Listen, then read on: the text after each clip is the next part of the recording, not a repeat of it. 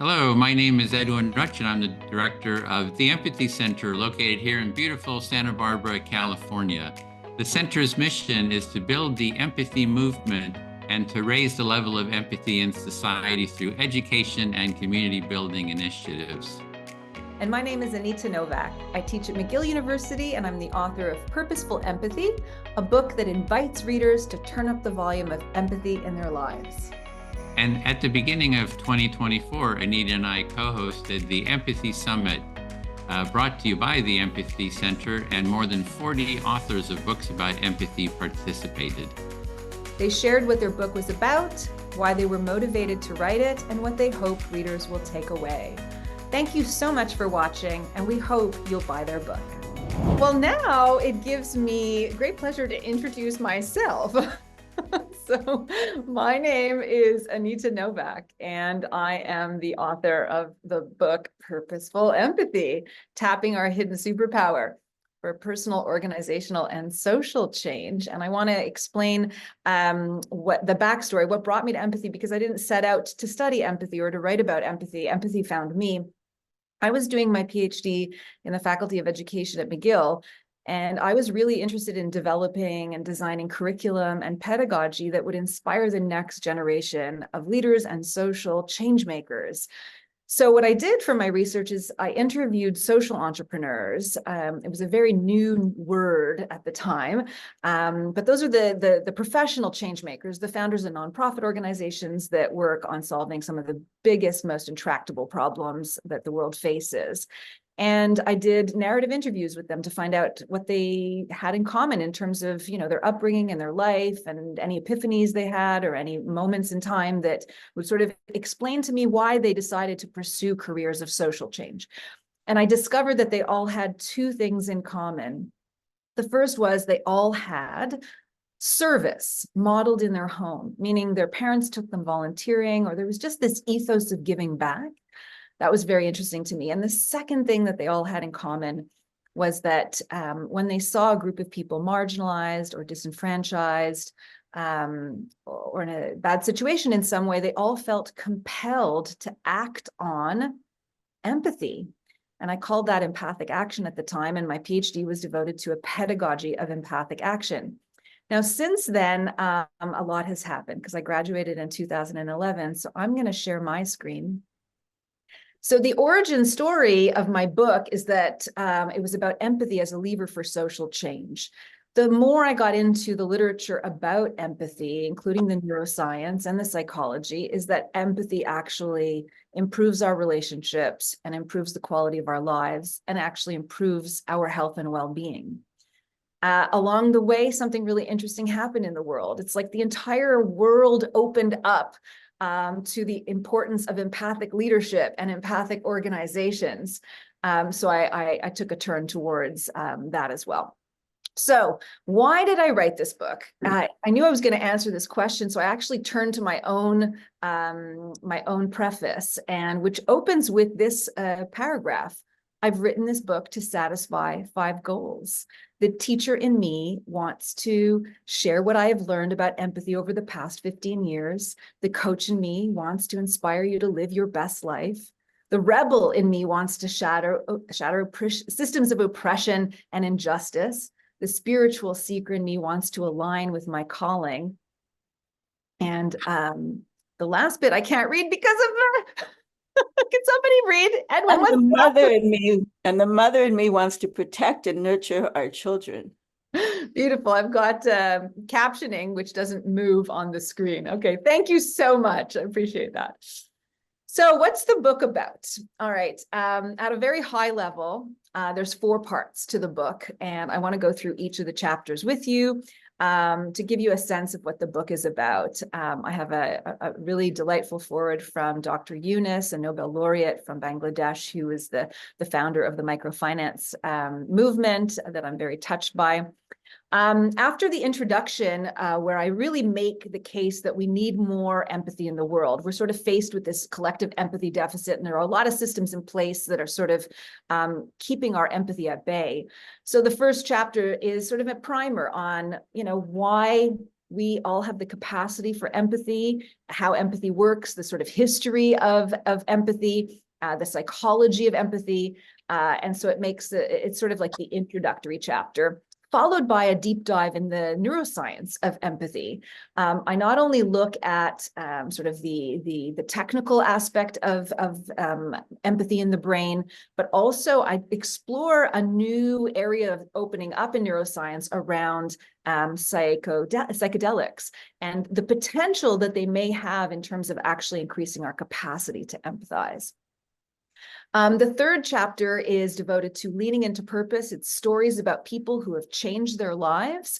Most of them are corporate refugees who have decided to follow a pursuit of purpose, and along the way have created positive change in the world on purpose, right? Empathy on purpose and leaning into purpose. And that's where I have my model of purposeful empathy as well.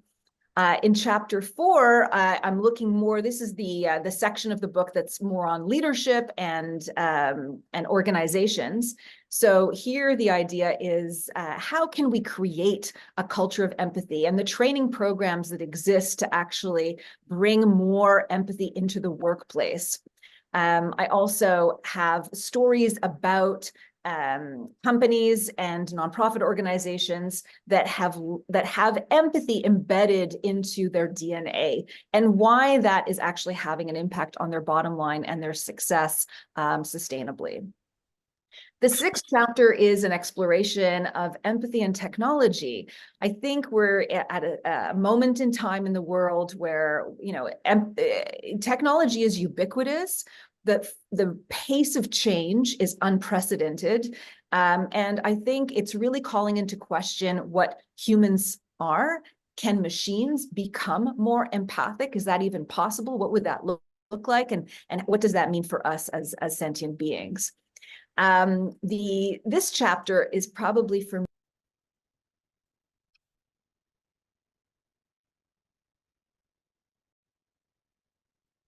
You just muted, Anita. Somehow you got muted. There you go. Oh, sorry about that. Okay, I'm just talking about the most important chapter, and I was just muted myself. Okay, thank you for that. I think that purposeful empathy, what I describe as empathy on purpose, making a decision to behave in empathic ways, has a spiritual and a political dimension. The spiritual dimension is that there's a recognition that we share a common humanity, and there's a sense of interdependence and oneness. So when we are actively engaging in empathy, there is this sense that we are trying to connect on that deeply human level. The political aspect of purposeful empathy is that we want to challenge the status quo. The way the world is organized right now is very unfair, and I think there's a lot that we can do to create positive change. And if that is rooted in empathy, then I think we can really move mountains. The eighth chapter is devoted to communities of empathic practice. I look at families that engage in empathy together on purpose. I look at community organizations. Even Edwin is written about in this chapter, because he's sort of got an entire community around empathy circles, and the fact that we can do this together in community and go a long way. Chapter 9 is devoted to the empathy superheroes of the world, whether it's people who work on the front lines of healthcare or humanitarian work, psychologists, social workers, teachers, all the people whose paid jobs require a really profound amount of empathy, and that we should really celebrate them. Chapter 10, the final chapter of the book, is called Purposeful Empathy as a Marathon. And that is an exploration of self-care and self-empathy. The fact that if we want to engage in sustainable, purposeful empathy out in the world and create positive change, we have to also take care of ourselves so that our batteries are full. And I explore ways in which that we can do that. So what do I hope readers will take away from the book? I think there's one image that I offer as sort of, I guess, the iconic idea, and that is that I hope you turn up the volume of empathy in your life. It's an invitation to do that. Not only can we improve the quality of our relationships and improve the world, but it's also beneficial to us. So it's a win-win-win, and it's a choice that we can all make. The last thing I'll leave with is, I've read a lot about positive psychology. Purposeful empathy is embedded in that frame. And Maslow, who talked about, his hierarchy of needs. What we know from our intro to psych class is that sort of the pinnacle achievement of humans is self-actualization, right? If you recall reading his work. Well, just before he died, he wrote actually quite prolifically about self-transcendence. And actually the idea of giving back and being of service to something bigger than yourself is sort of the highest achievement we can have as a human. And I think purposeful empathy is directly connected to that idea. So I think it can really bring richness and purpose and meaning to your life. So please consider buying a copy if you haven't. I'll end with just a couple of ways you can be in touch with me on LinkedIn. I have a weekly newsletter that I put out where I highlight the work of other empathy heroes and empathy experts.